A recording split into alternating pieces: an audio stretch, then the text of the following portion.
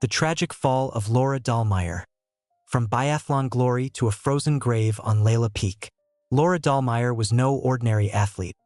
She was a force of nature, a German biathlon legend whose name once dominated podiums and headlines. In 2018, at the Pyeongchang Winter Olympics, she stunned the world by clinching gold in both the sprint and pursuit events, proving she could outshoot and outski almost anyone on the planet. She collected 7 world championship titles, won the overall World Cup twice, 2016 and 2017, and achieved feats no other biathlete had ever matched, sweeping 5 golds at a single World Championships and winning every individual race at 2 consecutive championships. She was the definition of dominance, precise, relentless, and seemingly unstoppable. Then, in 2019, at just 25 years old, she walked away. The announcement came as a thunderbolt. She was still in peak condition, still young, still capable of stacking more medals for years to come. Yet in her farewell message, she wrote that she no longer saw any sporting goals left to chase. She had beaten everyone, conquered every challenge the sport could offer, and the fire inside her had simply gone out. Many fans were devastated. Others were baffled. What do you do when you've already won everything? Laura didn't disappear into quiet retirement. Instead, she turned her gaze upward, toward the mountains. She had already been flirting with the high peaks during her racing career, dabbling in ski mountaineering and rock climbing. Once free from the rigid training schedules of biathlon, she dove in headfirst. She earned certifications as a mountain guide specializing in ski touring and as a certified mountain rescuer. She didn't just play tourist in the Alps. She joined real rescue operations, pulling injured climbers off icy faces and steep couloirs. She treated the mountains with the same ferocious discipline she once brought to the shooting range. Her resume grew quickly and impressively. In 2021, she tackled one of the most demanding routes on Mont Blanc. In 2023, she stood on the 7,105-meter summit of Pitkorzenievskaya in the Pamirs, one of the highest peaks in the former Soviet Union. In 2024, she climbed Amadablam, 6,814 m, the iconic pyramid in the Khumbu that many consider one of the most beautiful mountains on Earth. She wasn't ticking easy boxes. These were serious, high-consequence ascents that demanded technical skill, endurance, and ice-cold nerves. By 2025, Laura was no rookie. She was a seasoned high-altitude alpinist who moved confidently in the death zone. That summer, she flew to Pakistan for what she hoped would be the most ambitious expedition of her life. On June 28th, she posted photos from the Karakoram on Instagram with a caption about training for her next big expedition goal. She had grown openly critical of commercial mountaineering, the circus-like queues on Everest, the fixed ropes crowded with inexperienced clients paying 6-figure sums for a photo at 8,848 meters. In interviews, she spoke passionately about the purity of true alpinism. Adventure, solitude, choosing your own line, embracing spontaneity and risk without a safety net of porters and oxygen bottles. On July 8th, she topped out on Jaitrang Tower, 6,287 m, a brutal technical spire with sheer kilometer-high walls that demand flawless rock and ice climbing. She made it look almost routine. Next on her list, Layla Peak. Layla is not a household name like K2 or Broad Peak, but among serious alpinists it is infamous. It rises like a sharpened dagger in the heart of the Karakoram, not far from the second highest mountain on Earth and uncomfortably close to the contested Kashmir border. The region is a geopolitical tinderbox. Periodic artillery exchanges between Indian and Pakistani forces still flare up.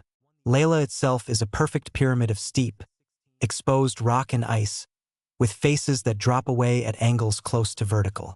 Almost every route involves sustained, extremely technical climbing on near-featureless walls. Reinhold Messner, the man who first climbed Everest without supplemental oxygen, once called it very steep and very difficult, yet added that someone of Laura's caliber could handle even the hardest lines. On July 28, 2025, Laura and her longtime climbing partner Marina Kraus set out for the summit. The weather that summer had been freakishly hot, even at altitude. Snow and ice that should have been frozen solid were melting fast, loosening rocks that had been cemented in place for centuries. The two women moved well, pushing up the lower ramparts in classic alpine style, light, fast, carrying only what they absolutely needed. They reached about 5,800 meters, still hundreds of vertical meters below the top, when the mountain made its first serious warning. The heat had turned the upper slopes into a minefield of loose rock. Boulders the size of cars began peeling off and tumbling past them with terrifying speed. Laura and Marina looked at each other and made the professional decision. The risk of being crushed was too high. They turned around. The descent started normally. Marina led, placing ice screws and rappelling short sections. Laura followed a short distance behind. Around 5,700 meters, everything changed in an instant.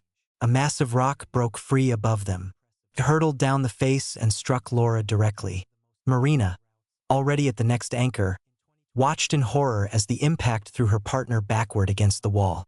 Laura stopped moving. No scream, no groan, nothing. Marina called out repeatedly. Silence. From her position, Marina could see the rock had hit Laura square in the head. There was no visible blood from a distance, but the force alone suggested catastrophic injury. The slope was brutally steep, the rockfall continued unabated, and they had climbed light, minimal ropes, no extra gear for a full rescue. Marina tried desperately to climb back up to her friend, but the barrage of stones made every move suicidal. She had no rope long enough to reach Laura, no way to secure herself against the constant impacts. After hours of futile attempts, Marina realized the brutal truth. The only chance to save Laura was to get down as fast as possible and summon professional help. Leaving her motionless partner behind felt like tearing out her own heart, but staying meant almost certain death for both of them. Marina rappelled and down-climbed alone, battered by falling debris, until other climbers in the area found her and helped her reach base camp. What followed was a nightmare of bureaucracy, geography, and bad luck. Pakistan is not the Alps. In Germany, Austria, or Switzerland, mountain rescue helicopters are often airborne within minutes, equipped with winches, night vision, and pilots who train specifically for high-altitude extractions. In the Karakoram, rescue is almost entirely in the hands of the military. Civilian helicopters rarely operate at those heights, and the airspace near the Kashmir line of control is tightly restricted. Only Pakistani Army aircraft are allowed without special clearance. When Marina reached safety and raised the alarm, the response was agonizingly slow. Military helicopters were grounded by rain, wind, and poor visibility.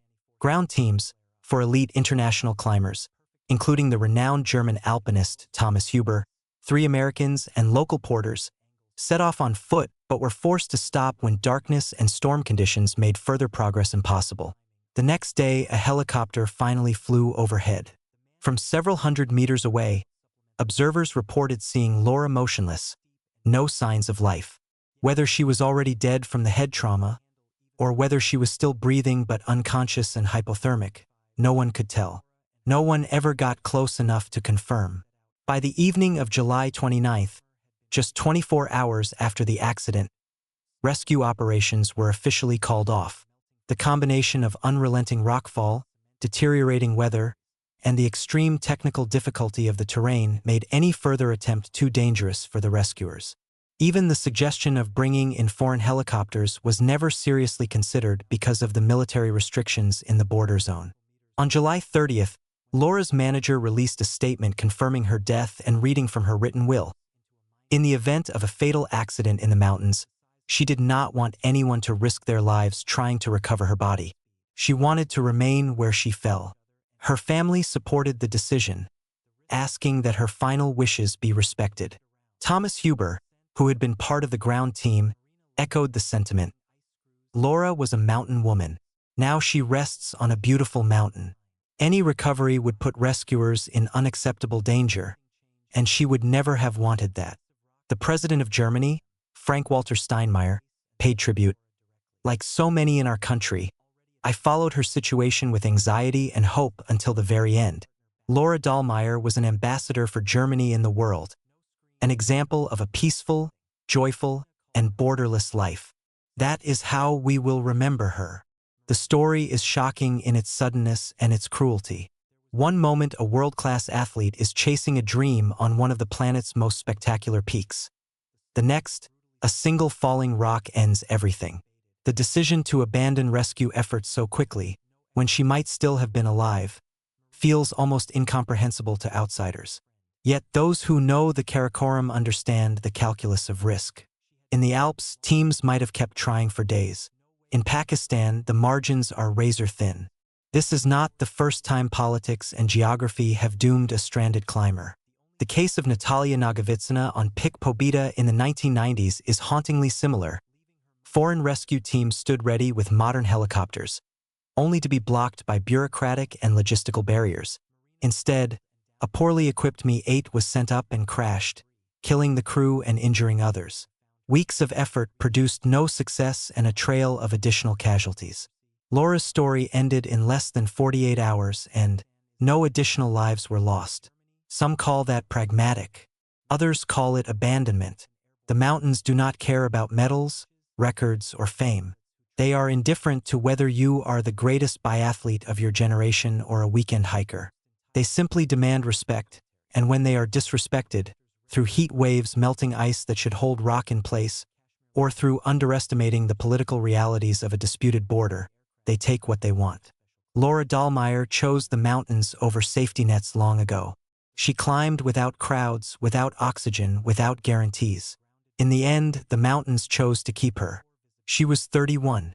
Her body remains somewhere on the steep southern face of Layla Peak, a silent monument to ambition, courage, and the unforgiving nature of high-altitude alpinism. And somewhere in the Karakoram, the wind still howls across those same walls, waiting for the next dreamer who dares to climb them.